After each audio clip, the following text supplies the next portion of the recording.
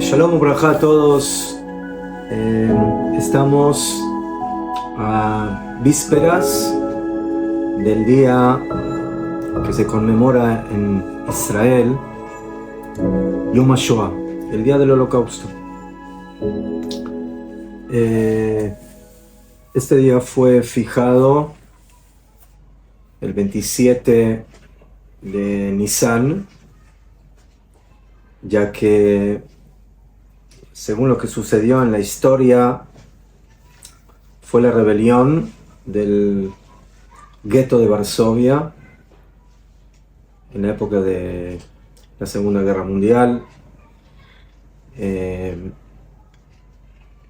el Estado de Israel decidió fijar este día como conmemorativo. Hay una cierta controversia lógica en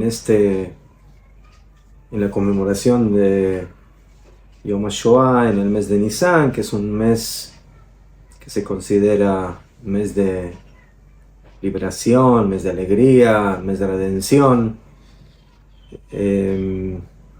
Y por eso la Rabbanut, el principal rabinato de Israel, fijó de que se conmemore Yom HaShoah de una manera un poco más específica en el ayuno del 10 de Tevet, pero el Estado de Israel en forma general, a nivel nacional, a nivel gubernamental, conmemora el recuerdo del Holocausto en esta fecha, que es el Chav Zayin Ben Nisan, el 27 de Nisan, como hemos recordado.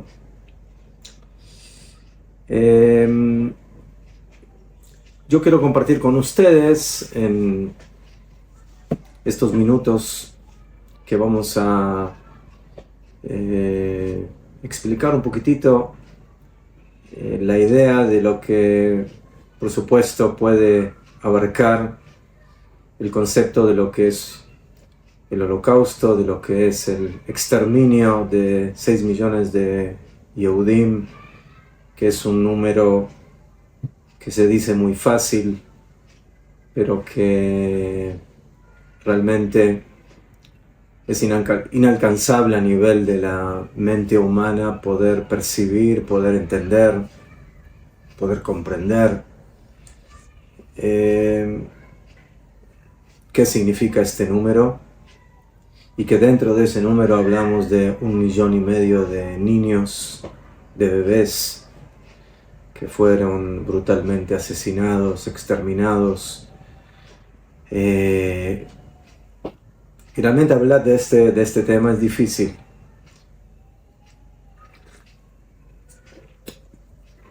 Y por eso yo voy a tratar de expresar algunas ideas de sabios contemporáneos, que algunos de ellos vivieron la Shoah,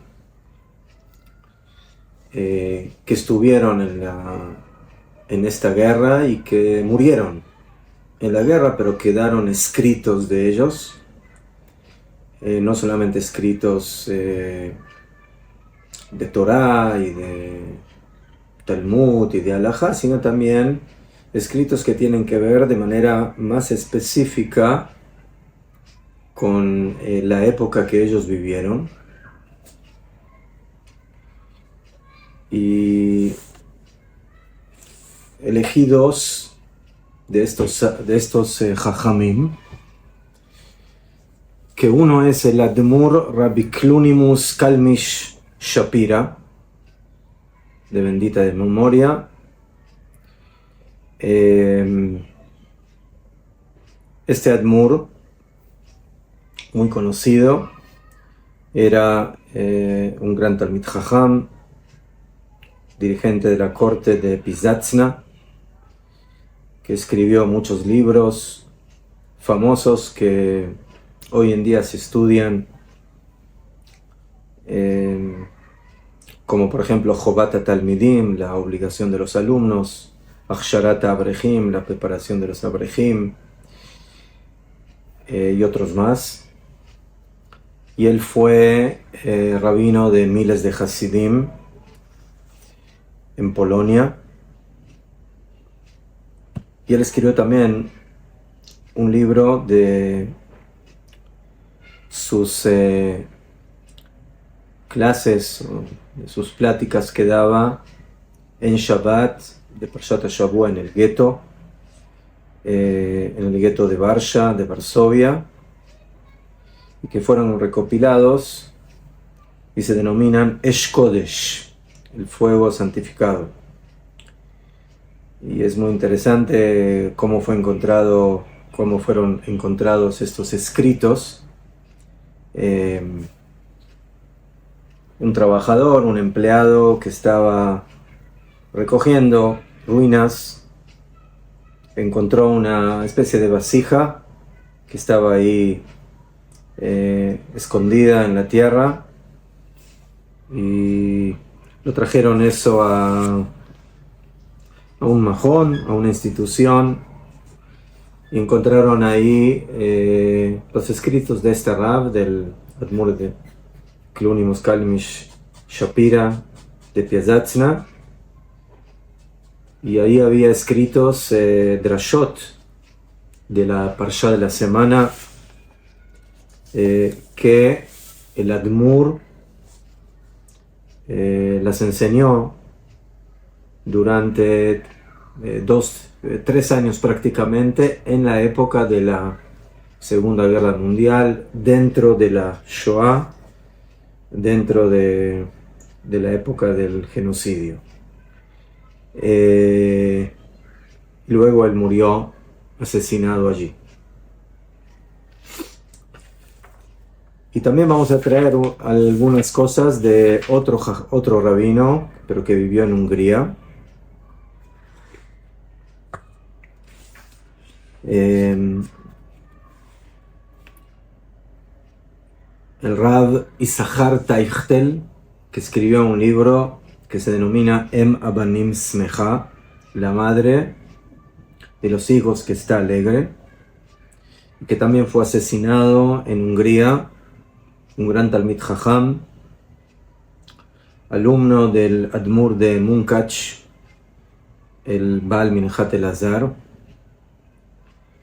Él escribió este libro denominado Em Abanim Smecha, sobre la Shoah, sobre el Holocausto. Durante el Holocausto, en el año 45, prácticamente en los últimos meses de la guerra, y antes de que llegaron los americanos, 3 meses antes de la conquista de Hungría, por medio del ejército nazi, él fue ahí asesinado al Kiddush Hashem. Entonces aquí vamos a ver 2 ópticas un poco diferentes del enfoque sobre la Shoah. Cuando estas personas, estos 2 Jajamim, el Admur de Piazatzna y el Baal Em Abanim Smecha, el Rav Teichtel, cada uno enfocó el tema de la Shoah de acuerdo a su punto de vista, a mi modo de entender, y así vamos a tratar de dar algunas ideas. El enfoque del Admur de Piazatzna es más a nivel del prat, del particular, del individuo, en relación a la vivencia de sufrimientos, de conflictos, de persecución, como vivieron los Yehudim en aquella época. Mientras que el Em Abanim Smecha, él escribió este libro básicamente para hacer una especie de tikkun a nivel más nacional. Tenemos que entender que El Rabbi Zahar Teichtel era alumno del Admur Munkach, que era famoso y era sabido de que, como otros rabinos en Hungría, estaban en contra de todo lo que tenía que ver con el movimiento sionista, con el movimiento de Yishuva Aretz, de regresar a Eretz Israel y construirla. Nosotros tenemos que esperar hasta que venga el Mashiach y él nos lleve a Eretz Israel.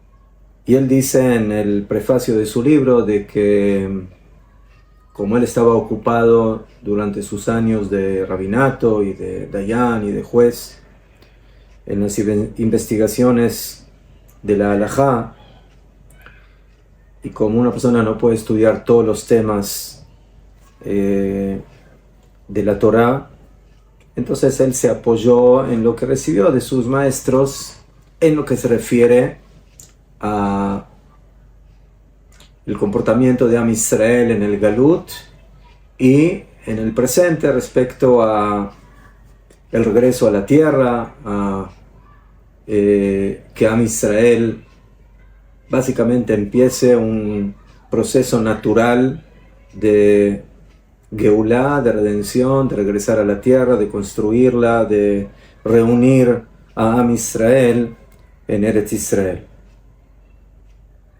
Y por eso al final él llega a la conclusión y dice las siguientes palabras. Esto lo dice el Baal Em Avanim Smecha. Las palabras que yo traje en mi libro son la verdad de la Torah. Y todo aquel que su sello es el Emet, la verdad, tiene que reconocer la verdad.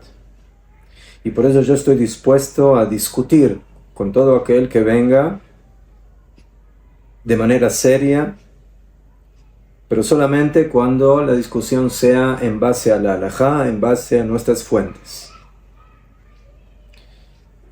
Y por eso él también dice en el prólogo del libro: yo no anulo mi opinión, que es la opinión de la Torá, frente a ningún otro rab o otra persona grande de los grandes rabbanim de la época, solamente si va a discutir conmigo en el camino de la Torá, trayendo pruebas, trayendo fuentes de nuestros jajamim, del Talmud, de los Midrashim, de la halajá, y solamente de esa forma estaré dispuesto a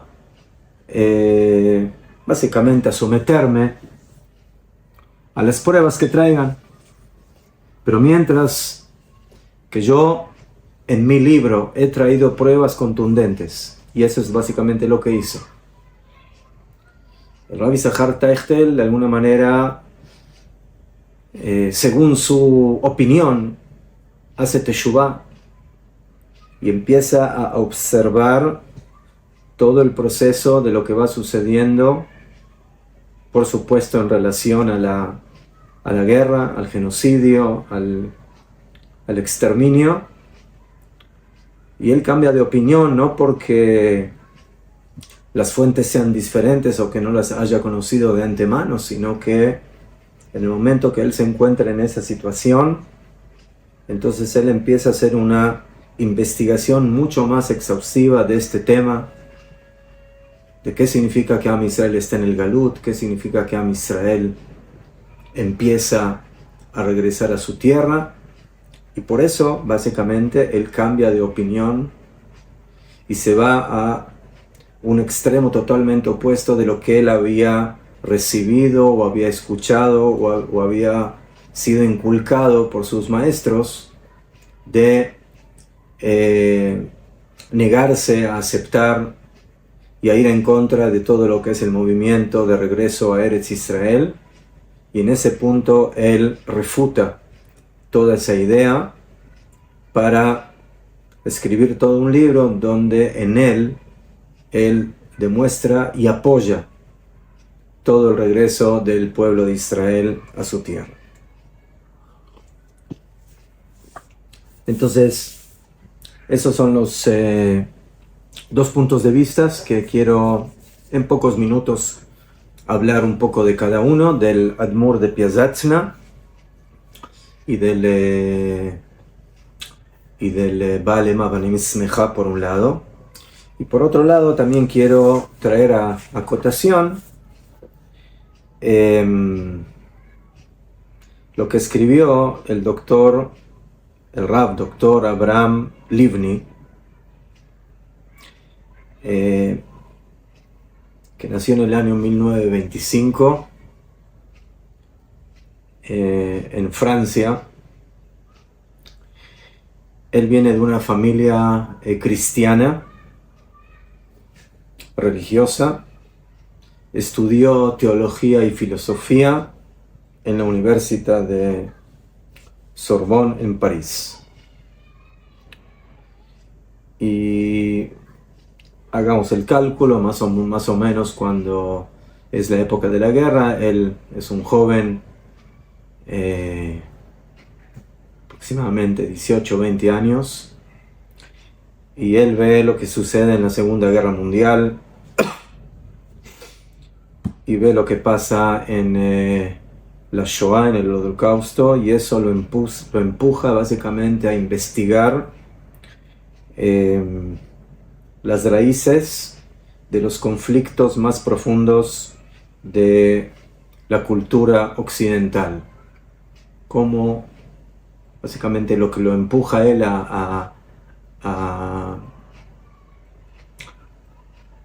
cambiar su ideología, a cambiar su religión y al final a convertirse, es básicamente la conclusión a la que llega de cómo es posible que el hombre haya llegado a estos actos tan inhumanos, tan terribles del genocidio que cobró millones de personas del pueblo judío de manera especial. Y también, por supuesto, sabemos de las decenas de millones de personas que murieron en la Segunda Guerra Mundial, pero por supuesto de que él se enfoca más en lo que es la solución final. Los alemanes, dentro de la guerra, dentro de la conquista, dentro del imperialismo, tenían como ideología limpiar a Europa de judíos.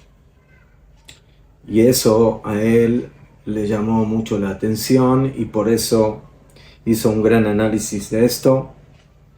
Y en ese viaje espiritual él llegó a diferentes conclusiones que las puso a escrito,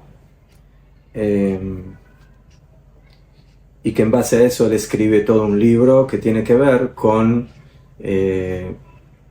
sus conclusiones, sus ideas y sus profundizaciones que tienen que ver con esta época tan oscura de la historia, y que por supuesto también al final él conecta esta parte de la historia con lo que viene después, que es el establecimiento del Estado de Israel, y él analiza todo esto a nivel filosófico, teológico, de manera muy profunda. Entonces, trataremos de traer una pizca de cada uno de estos tres grandes contemporáneos: el Rav Issachar Teichtel, el Rav Clonimus Shapira de Piazatzna y el Rav profesor Abraham Livni, Ger Tzedek, converso, que también nos dio sus ideas filosóficas respecto a este tema.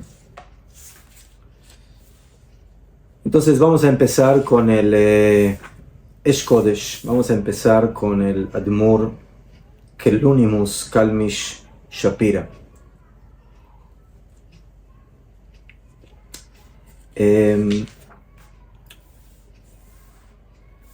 Su análisis es a nivel individual, a nivel personal,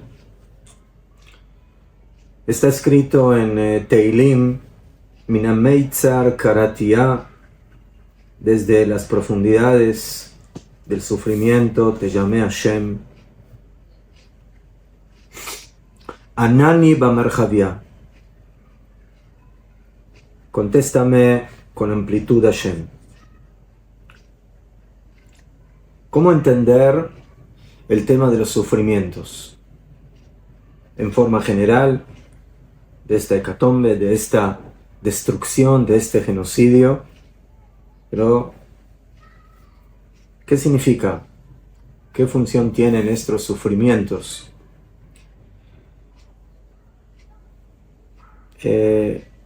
La luz de Akadosh Baruj Hu, que es el bien divino en el mundo, se manifiesta al hombre muchas veces justamente por medio de lo estrecho, de Minameitzar, de la estrechez. Nosotros acabamos de pasar la fiesta de Pesaj, que también comienza con Mitzrayim, con estrechez, con esclavitud, con persecución, pero que al final terminan en la libertad. Es como si fuera un axioma de la vida y que ahora no tenemos el tiempo o no es el tema que quiero abarcar, pero es un axioma de que para que pueda manifestarse la luz en el mundo, siempre antecede oscuridad. Antes de un nacimiento hay un parto con dolores de parto, con contracciones. Antes del amanecer hay una gran oscuridad. Antes de la primavera hay un duro invierno. Y antes de que el hombre se libere de sus esclavitudes personales, individuales, espirituales, muchas veces tiene que pasar por dificultades, por conflictos profundos y duros, pero que al final desembocan en una gran luz.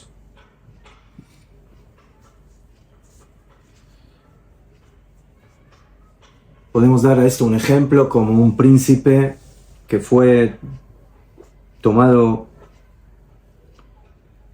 en cautiverio por personas que le provocan sufrimiento, y de repente él siente de que el rey está cerca de él y empieza a gritar y empieza a rogar: sálvame, Padre, sálvame, Rey.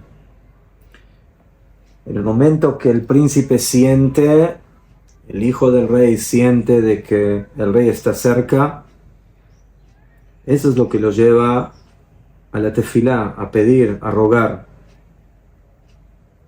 Entonces, justamente el momento del grito, el momento del llanto, el momento del sufrimiento, es la señal de que el rey se está revelando. Y por eso, cuando el individuo siente sufrimiento, cuando siente dificultades, eso es señal de que el rey está por revelarse, que está cerca de él y que lo está supervisando y que le está de alguna manera enseñando de que él tiene que sobreponerse a esas dificultades, a esos conflictos, a esas situaciones difíciles. Jacob vino antes de recibir su gran nombre Israel, tuvo que luchar con el ángel de Esaf toda la noche. Solamente cuando llega el amanecer,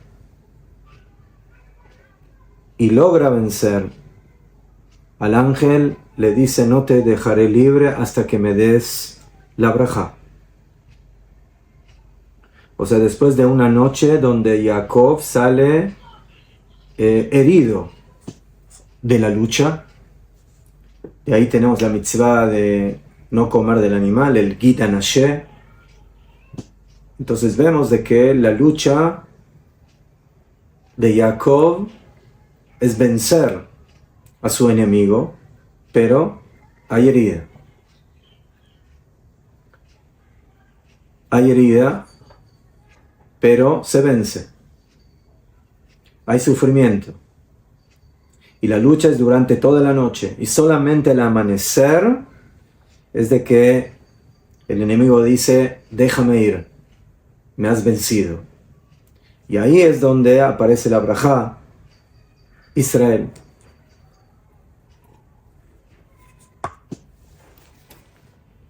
Así también nos dice el Admur de Piazatzna que todos los sufrimientos de cada uno de nosotros, en el fondo, son un Gesed Eloquí, son una bondad divina, son bondad oculta. El hombre tiene que entender que cuando Hashem le trae una dificultad, cuando Hashem le trae una prueba que lo hace sudar, que lo hace sentirse incómodo, es para que eso sea una especie de trampolín para poder subir más alto. Entonces, no siempre nosotros lo percibimos de esa manera, no siempre lo entendemos, pero esa es la verdad. Nosotros podemos ver en la superficie que solamente aquí hay din, que hay justicia, que hay sufrimiento. ¿Cómo entender de otra forma los sufrimientos de la Shoah? Pero siempre tenemos que entender que durante la historia y en la vida de cada uno y uno de nosotros, lo que Hashem nos quiere enseñar por medio de esas situaciones es de que ahora tienes que pasar un momento de dificultad, un momento de sufrimiento, pero que al final, cuando Kadosh Baruj Hu ve de que, ¿cómo se dice?, ha logrado de alguna forma exprimir esos jugos internos que hay en la persona, al final eso desemboca en Gesed. Bien, así es.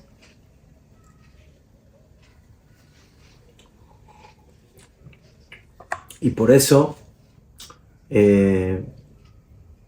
cuando hablamos del Emet, cuando hablamos de la verdad, tenemos que entender de que la verdad absoluta implica que también cuando hay sufrimiento, en ese sufrimiento hay también un bien divino. Dijeron Jajamim, así como tenemos que decir brajá por lo malo, por lo bueno, tenemos que hacer brajá por lo malo.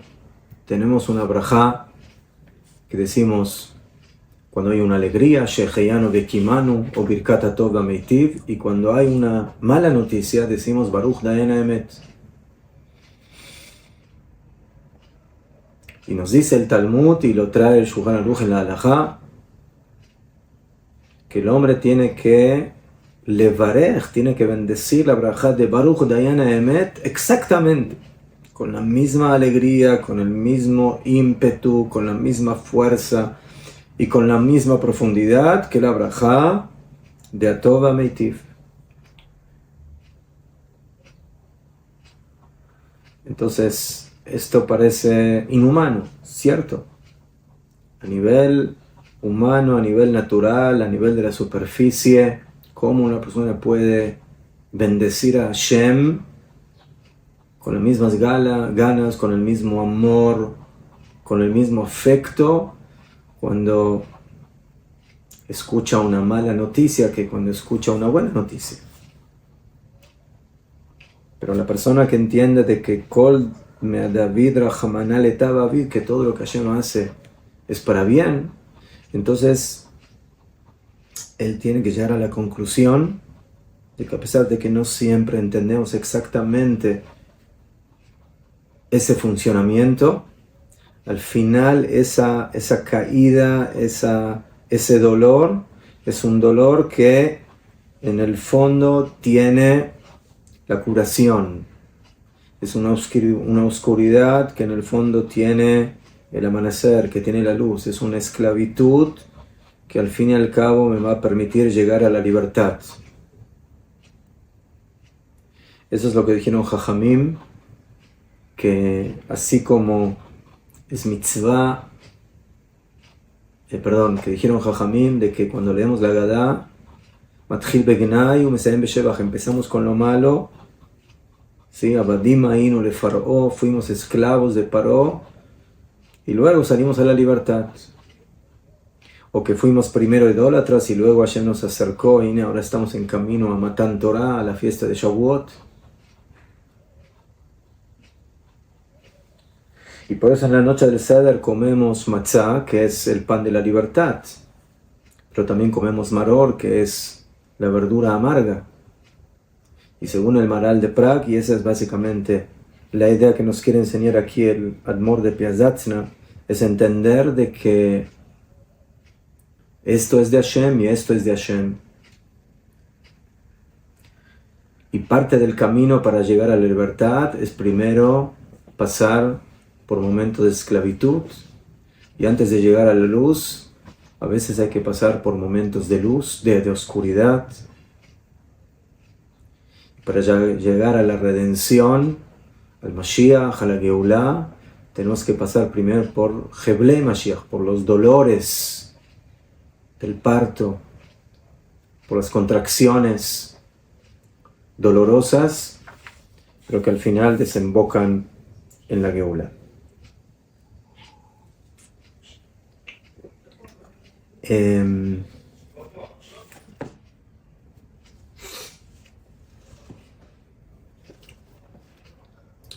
Admor de Piazatzna nos da un ejemplo de que cuando nosotros tenemos que entrar en una era de una luz nueva, primero tenemos que apagar la luz anterior para que pueda resplandecer esa luz nueva.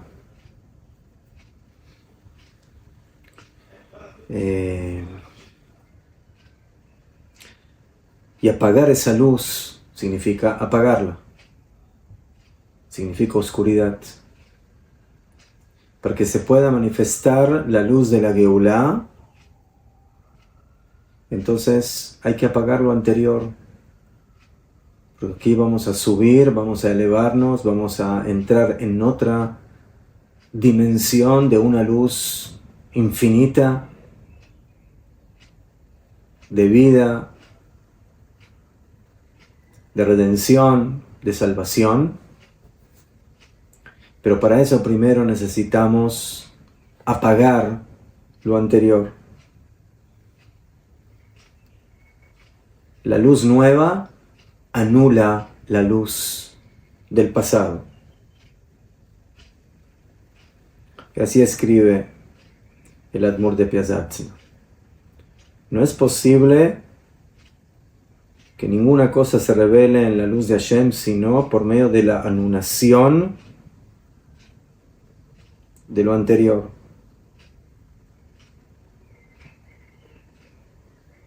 Cuando sembramos una semilla para que pueda crecer y florecer ese cereal, ese vegetal, entonces la semilla tiene que entrar en un estado de putrefacción, de destrucción. Así también son los dolores del parto, así también son los dolores de la época anterior al Mashiach.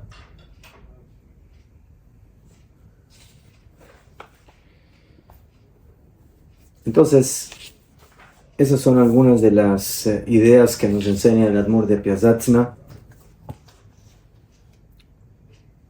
De cómo ver a nivel de la persona todas esas situaciones que se nos dan en la vida, se nos presentan, pero que al final Akadosh Baruj Hu nos demuestra que está con nosotros y que nos apoya y que no nos abandona y que nos supervisa.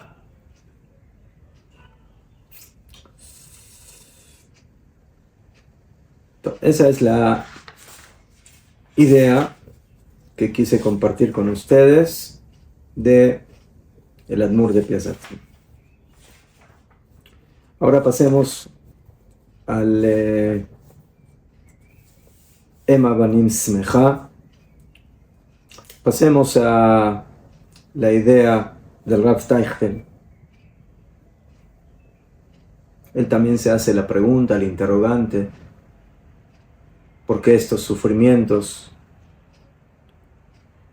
¿Acaso este sufrimiento no tiene razón, no tiene motivo, es gratuito? Y él trae las palabras del Maharal de Praga, que dice que los dolores Heblei Mashiach, antes de la venida del Mashiach, son el vacío que viene antes de la existencia. Algo semejante a lo que dijimos antes, de la oscuridad que aparece antes de la luz, del frío que viene antes del calor, de la putrefacción que viene antes del brote, del florecimiento, de el tohu vavou, del vacío que hay antes de la briá, de la creación. Y cuanto más grande va a ser el brote, el crecimiento y la luz, así también serán los sufrimientos y será la oscuridad anterior. Entonces, según el Baal Ema Banim Smecha, cuando Hashem tiene que revelar una geulá, una redención gigantesca, eso implica que también tendrá que haber antes una destrucción gigantesca. Cuanto más grande es el edificio que tenemos que construir, ese mismo edificio que está en ese lugar y que ocupa su lugar tendrá que ser destruido.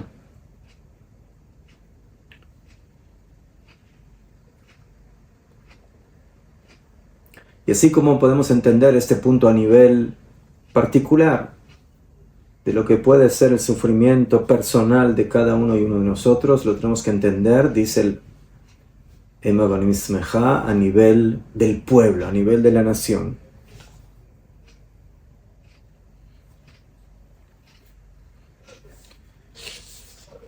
El Rav Teichel nos dice de que los Yehudim que vivieron durante cientos, miles de años en el Galut se sentían seguros, se sentían fijos en el Galut, en el exilio, prácticamente como si estuvieran en su casa, en su hábitat natural, y por eso vinieron sobre nosotros estas desgracias.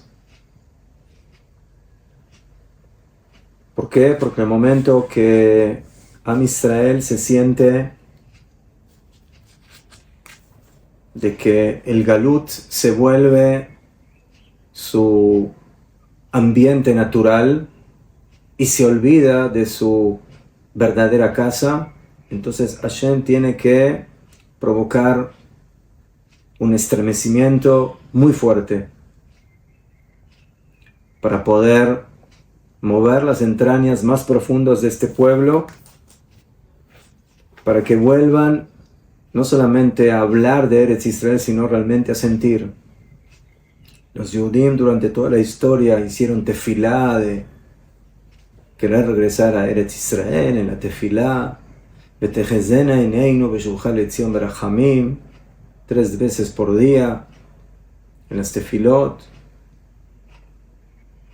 Pero como ya dijo Rabbi Yehuda Halevi en el Kuzari,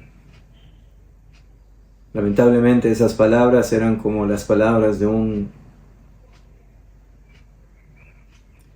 pajarito que solamente es una expresión en la superficie, que tifstufa zarzir. Y por eso Am Israel tiene que mover de manera bien fuerte a este pueblo para que sienta.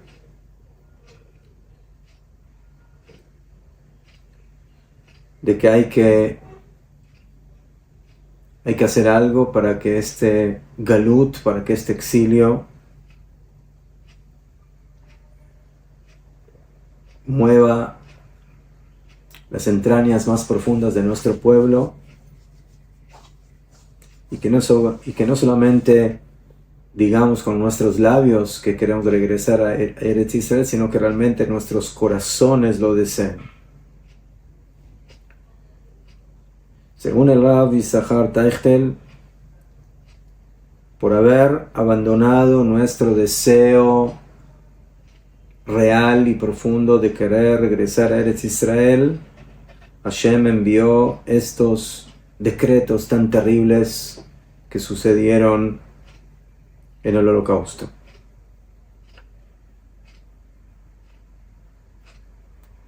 El peso de este genocidio y de todas las galuyot y de todas las persecuciones durante toda la historia es para despertar a Am Israel de su sueño galútico que no le permite realmente vivir en la realidad en la cual tiene que vivir, que es en su tierra como un pueblo normal. Y como dijo Shira Shirim, Kol Dodi Dofek, la voz de mi querido que golpea. Akadosh Baruj Hu golpea la puerta de nuestros corazones para que nos despertemos, para que se despierte el deseo de Am Israel de regresar a Eretz HaKodesh, a Eretz Israel. Lamentablemente nos acostumbramos a la vida en el galut, en el exilio. Muchas veces hasta nos sentimos cómodos en el galut, con el trabajo, con la parnasá, con la comodidad.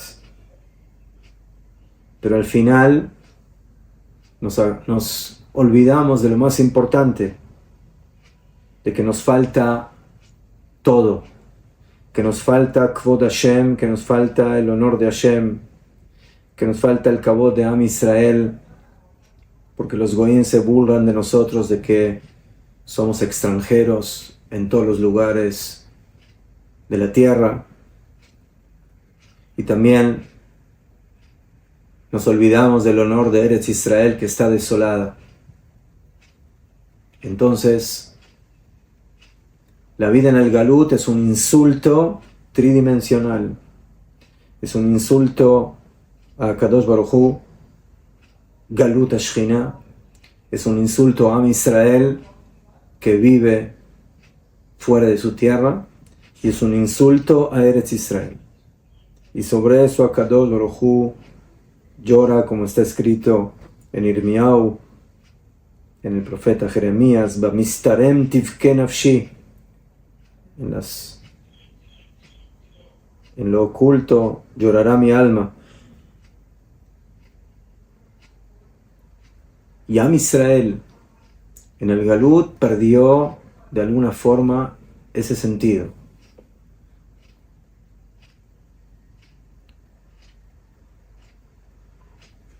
Cada nación tiene un sentimiento de ga'avá, de orgullo nacional. En el Galut, Am Israel perdió ese orgullo. ¿Por qué? Porque la vida se volvió una vida de hombres, individuos particulares que perdieron la conciencia y la dimensión de que son un pueblo. Y por eso, Akadosh Baruj Hu tiene que venir y golpear con dureza y decirnos: yo los amo, yo los quiero a ustedes, y les golpeo para que se despierten, para que despierten ese orgullo nacional que se perdió en el Galut, que vuelvan a sentirse como un pueblo, como Am Israel. Y por eso el golpe de la Shoah, esa bofetada dura que Hashem nos dio en esta parte de la historia,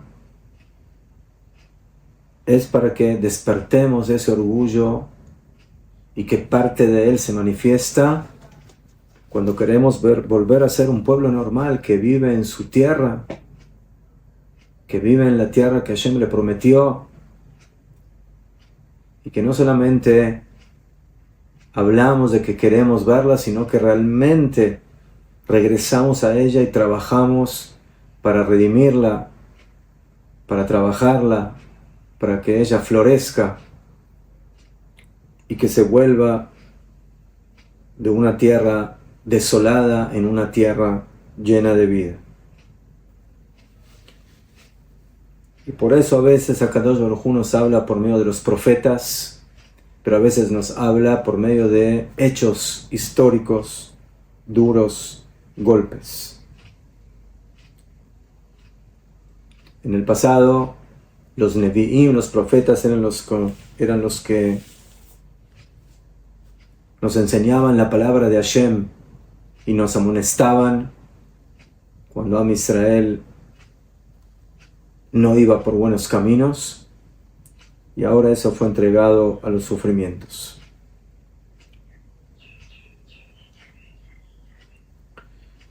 El Rabbi Zahar Teichtel enfatiza el punto de que el centro de la dificultad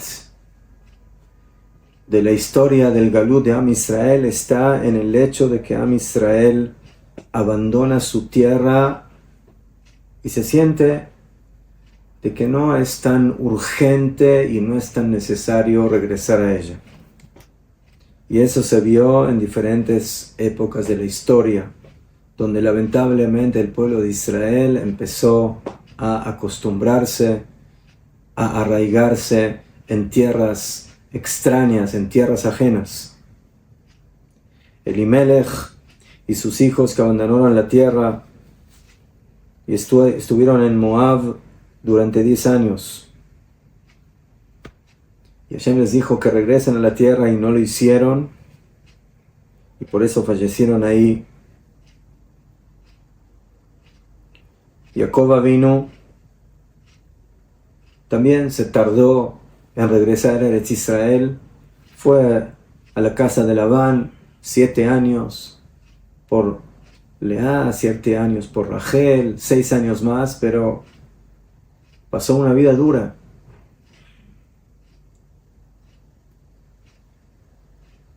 Y Jajamim dicen de que parte de eso es ¿por qué? Porque no regresó suficientemente a tiempo a Eretz Israel.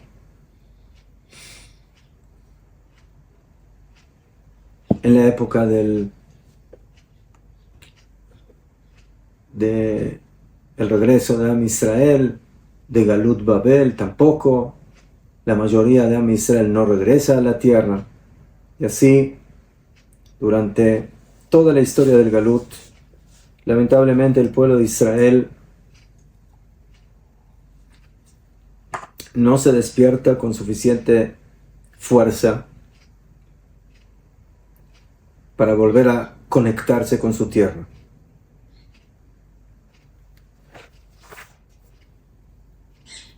Y por eso el Rav Teichel llega a la conclusión de que tenemos que dejar de hablar y tenemos que empezar a actuar. Y por eso el regreso a Eretz Israel en masas del pueblo judío en esta época es el tikkun. Es la forma de corregir ese pecado de olvidarnos. Como dijo el Pasuk, y meshkachech Yerushalayim, si me voy a olvidar de Yerushalayim, tishkach yemini, olvidaré de mi diestra. Entonces, es cierto de que para esto necesitamos Siyata Dishmaya, necesitamos de la ayuda de Akadosh Baruj Hu, y las dos cosas van de la mano. Así como la Parnasá, sin ninguna duda, es Min Hashamayim, viene del cielo, pero para que esa brajá tenga en donde reposar, yo tengo que ir a trabajar. Y para que Bezat Hashem tenga simiente, tenga hijos, entonces el hombre y la mujer tienen que actuar para que la mujer quede embarazada, pero eso, por supuesto, también viene de la brajá de Akadosh Baruj Hu. Y en el estudio, si una persona quiere ser jajam, tiene que estudiar, pero por supuesto Hashem le da jochma a la persona, tajonen la damdat. Pero si no vas a estudiar, no vas a ser jajam. Entonces se necesita itraruta del tata, el despertar de abajo, y se necesita que eso sea acompañado por la brajá del Shamayim. Dice el Rav Teichel, lo mismo aquí. La brajá de Am Israel será del Shamayim, pero con la condición que nosotros empecemos a trabajar aquí en la tierra, que hagamos aliyá, que vivamos en Eretz Israel, que hagamos asentamientos, que construyamos la tierra, que trabajemos el campo.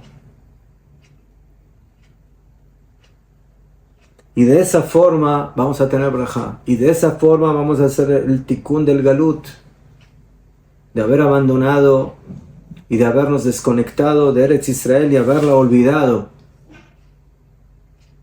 Y no solamente en nuestras bocas o en nuestros labios hablemos de ella, pero en nuestros corazones y en nuestras almas estábamos desvinculadas realmente de ella.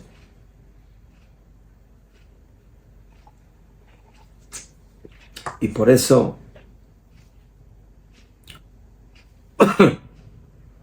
el Ema Ben Ismejad llegó a la conclusión de que toda esta desgracia, toda esta hecatombe, todo este genocidio que sucedió, no solamente en la parte práctica, ¿qué hubiera pasado si cientos de miles y millones de Yehudim hubieran abandonado Europa y hubieran llegado a Eretz Israel, que se hubieran salvado, sino también en la parte espiritual, en la parte ideológica?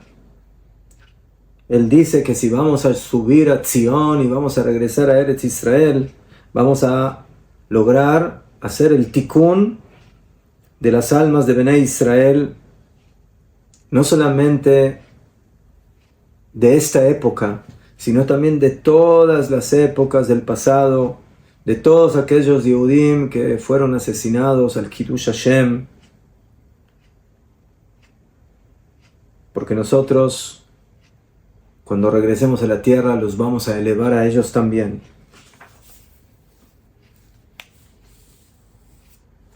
Entonces, según el Ema Banim Smeja, las tzarot, las desgracias del Galut, tienen como finalidad despertar a este pueblo, a esta nación, para regresar a la tierra prometida.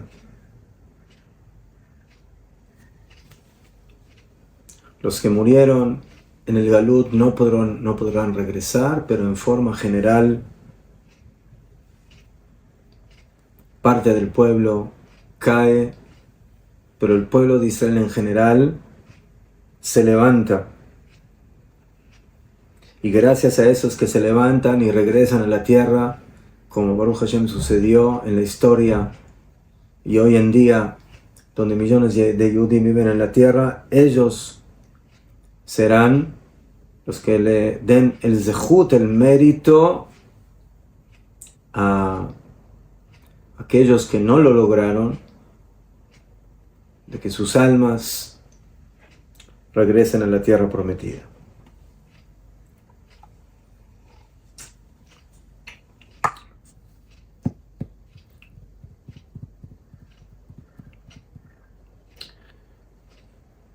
Esa es una de las ideas que nos enseña el Ema Banim Smeja. Entonces tenemos aquí la primera parte de lo que hemos estudiado del Admur de Piazatzna, que los sufrimientos del Galut, que los sufrimientos personales, individuales, son una plataforma, son un empuje y son un medio para llegar a la luz de Akadosh Baruj Hu.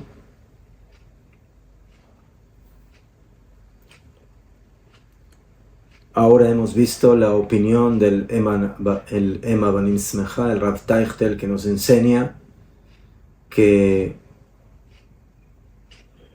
el Galut en forma general y específicamente lo que le sucedió al pueblo de Israel en la época del Holocausto es para despertar a este pueblo a que regrese a su normalidad, que regrese a su naturaleza, que regrese a su geografía, a su tierra y que se vuelva a conectar con la vida real de cómo tenemos que vivir como pueblo. Y ahora, para terminar, la tercera opinión, que quizás la podríamos denominar como la opinión más a nivel universal. Yo divido a esta exposición en estas tres partes. El Admur de Piazatzna, en el enfoque de la Shoah a nivel personal, individual, el enfoque del Rabbi Zahar Teichtel, del Ema Banim Smeja a nivel nacional de Am Israel. Y ahora quiero traer el enfoque de un hombre que nació en una cuna cristiana y que su enfoque, por supuesto que desemboca también en Am Israel, pero es un enfoque que tiene que ver más con la dimensión universal.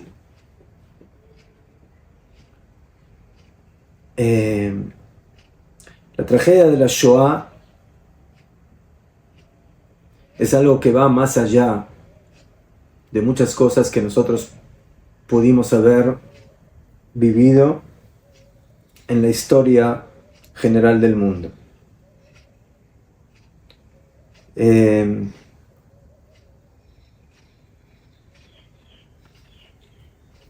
Hay dos hechos históricos en la Segunda Guerra Mundial que se consideran como dos catástrofes. Una es la de Auschwitz, donde ahí fueron asesinados en cámaras de gases y luego cremados millones de personas. Y por otro lado, Hiroshima, bomba atómica que mató a cientos de miles de personas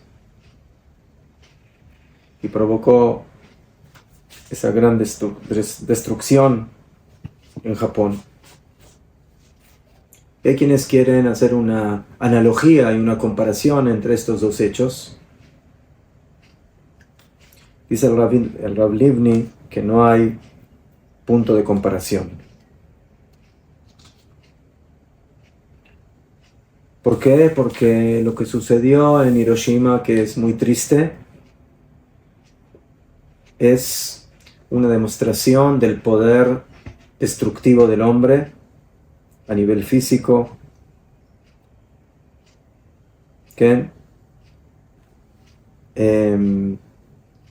pero que básicamente manifiesta el desarrollo tecnológico del hombre y que lo usa para destrucción, pero que eso es algo que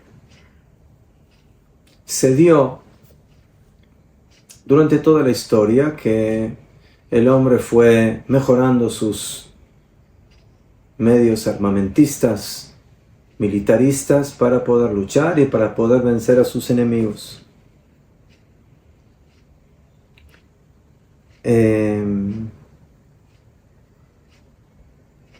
Así también,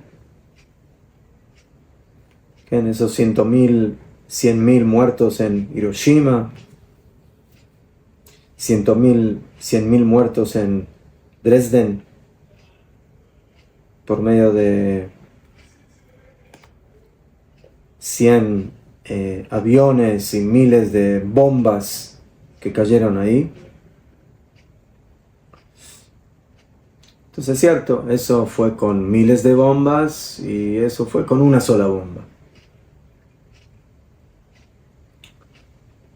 Pero al fin y al cabo eso es una demostración de que el hombre, entre comillas, avanza a nivel tecnológico y eso le permite tener armas más poderosas y hacer lo que allí sucedió. Pero ¿qué pasó en Auschwitz? En Auschwitz pasó algo muy diferente. En Auschwitz no pasó de que un ejército o un grupo de naciones aliadas luchan para vencer a otra fuerza, sino que aquí básicamente se desarrolló una máquina destructiva para lograr una solución final de todo un pueblo, de toda una nación,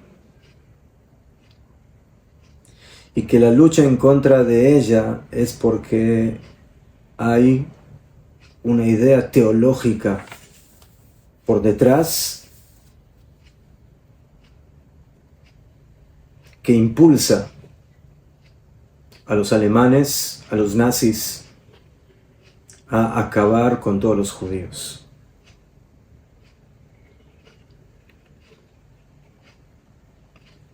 Los alemanes, dentro de su planificación de dominar al mundo por medio de su fuerza militar, tienen un plan que posiblemente es el primer plan y el más importante, y que está antes de todo, que es acabar con los judíos, acabar con un pueblo que levanta una bandera, como lo escribió el mismo Hitler, que se ha borrado su nombre y su recuerdo. Los judíos trajeron al mundo la moral, la ética, aquellas cosas que muchas veces contradicen la práctica de la vida, lo que nos permite ganar cosas, avanzar. Pero para poder avanzar, muchas veces hay que pisotear a esos ideales y a esos valores. Entonces, si hay alguien que me quiere impedir ese avance, hay que quitarlo del camino. Pero el Rav Livni, el profesor Livni, que viene de una cuna cristiana, él dice que esto tiene un fondo más profundo, histórico, y que tiene que ver con la teología cristiana.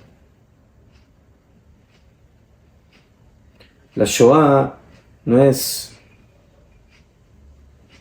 solamente una consecuencia de la barbaridad de los seres humanos.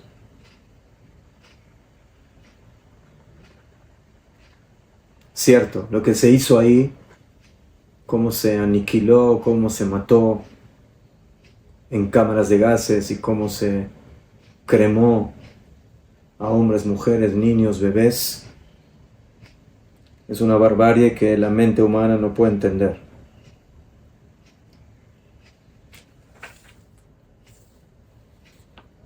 Y la diferencia no es cuantitativa de que en Hiroshima o en Dresde murieron 100.000 personas y aquí millones de personas, sino que el punto va más allá.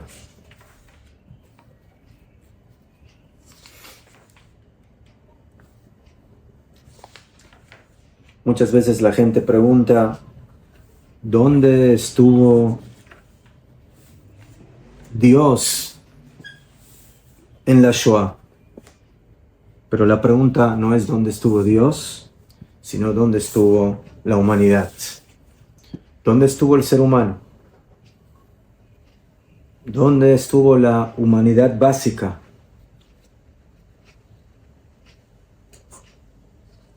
Que se perdió totalmente en el nazismo y que se utilizó para cuidar a animales o cuidar a la gente de su pueblo, pero que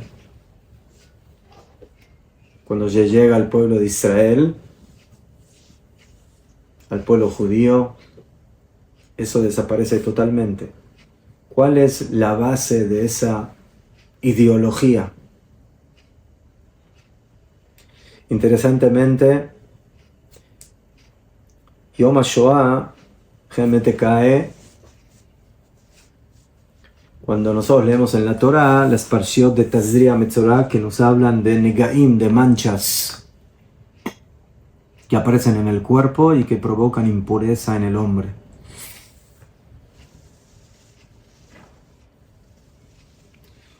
¿Cuál es la mancha ideológica, teológica, espiritual que es el motor que provocó la Shoah?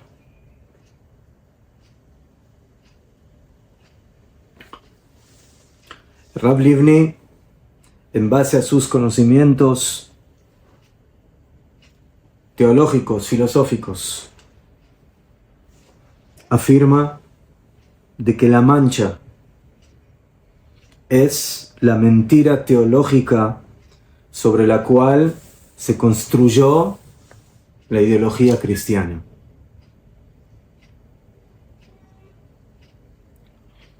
Esa teología que básicamente elevó a Yeshu, a Jesús, y que lo hizo el Mashiach, diciendo en otras palabras de que de ahí parte el nuevo Israel. O sea, El cristianismo se apodera del título que Akadosh Baruj Hu le dio a este pueblo como el pueblo que le enseña a la existencia, a la humanidad, al universo, quién es Dios, qué es la fe, qué es la moral, qué es la ética, qué es el bien, qué es la bondad, y se la adjudica. O sea, como dice Rabbi Yehuda Levi, como están en los escritos de Rav Kook, y como es la teología cristiana. Ahora nosotros somos el nuevo Israel, y por lo tanto, en el momento que tú le quitas al pueblo judío su título de Israel, básicamente queda como un pueblo que no tiene identidad. El pueblo judío pasa a ser un mitos. Pasa a ser algo que en el pasado era lo que tendría que haber sido la perfección, pero que esa perfección se acabó. El pueblo judío pasa a ser un pueblo fantasma. Pasa a ser un pueblo que solamente son cuerpos, pero que son esqueletos, que no tienen alma, que no tienen espíritu, porque lo que fue ya no es. Entonces, ¿qué fue lo que hizo el cristianismo? Y que esa básicamente fue la adquisición del nazismo. Es decir, aquí hay algo que básicamente no existe y por eso no tiene derecho de existencia. Si el pueblo judío ya no es el pueblo judío, si el pueblo de Israel ya no es el pueblo de Israel, entonces perdió su derecho de existencia. Y por eso durante toda la historia, el cristianismo persigue al judaísmo por ese motivo. Solamente que la cima de esa persecución se manifestó en el nazismo. Entonces, el nazismo no simplemente es un antisemitismo. El antisemitismo es una consecuencia de la teología cristiana que desnudó la identidad del pueblo judío. El pueblo judío ya no existe, ya es una mitología, ya es algo que fue en el pasado, pero hoy en día ya no existe. Entonces, si no existe, ayudemos a que desaparezca totalmente. Entonces, de acuerdo a esto, la Shoah, el Holocausto, es una manifestación absoluta de la teología cristiana en contra del judaísmo y por eso de Am Israel. Y por eso el mundo cristiano cayó, no habló. Es cierto, a nivel particular, individual, hubo personas cristianas y también personas religiosas del mundo cristiano que ayudaron a judíos. Pero la cúpula cristiana estuvo en silencio. Porque el que está en silencio significa que otorga, que da la razón. Y de alguna forma el nazismo manifestó lo que el cristianismo hizo durante toda la historia para hacer desaparecer al pueblo judío. Primero lo hizo desaparecer a nivel teológico, espiritual, quitándole su identidad. Ya no es Israel porque somos nosotros Israel. Y en el momento que haces desaparecer el alma de algo, el cuerpo ya es simplemente una cáscara que hay que acabar. Y ese es el pecado más duro del Holocausto. Querer hacer desaparecer a Israel a ese nivel. Y por eso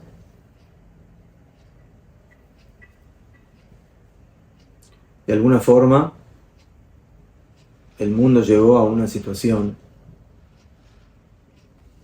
de que el cristianismo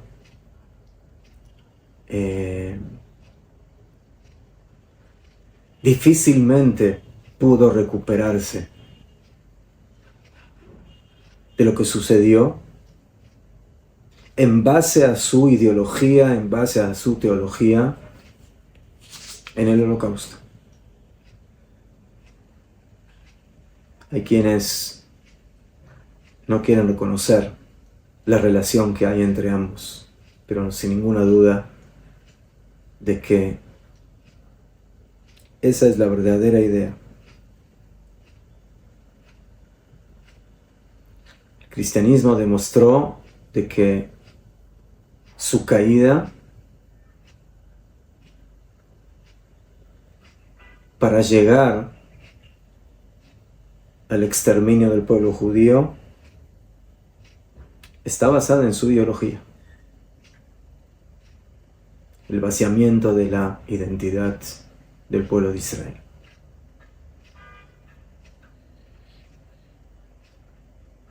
Y para terminar,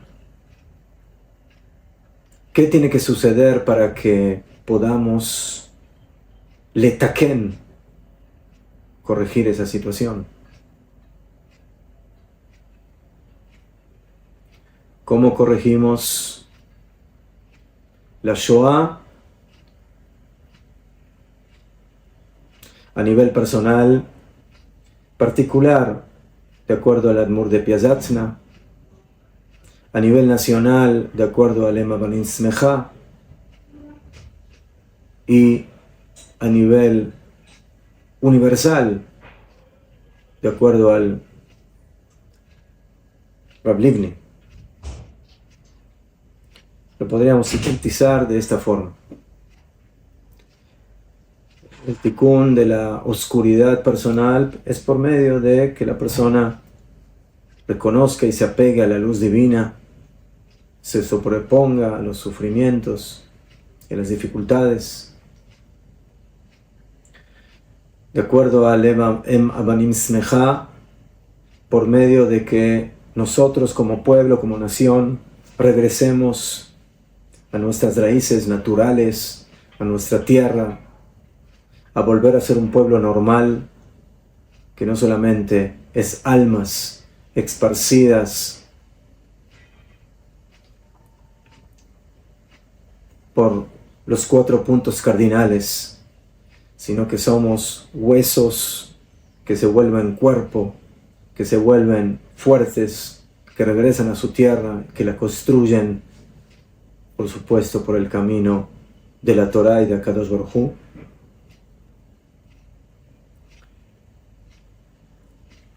Y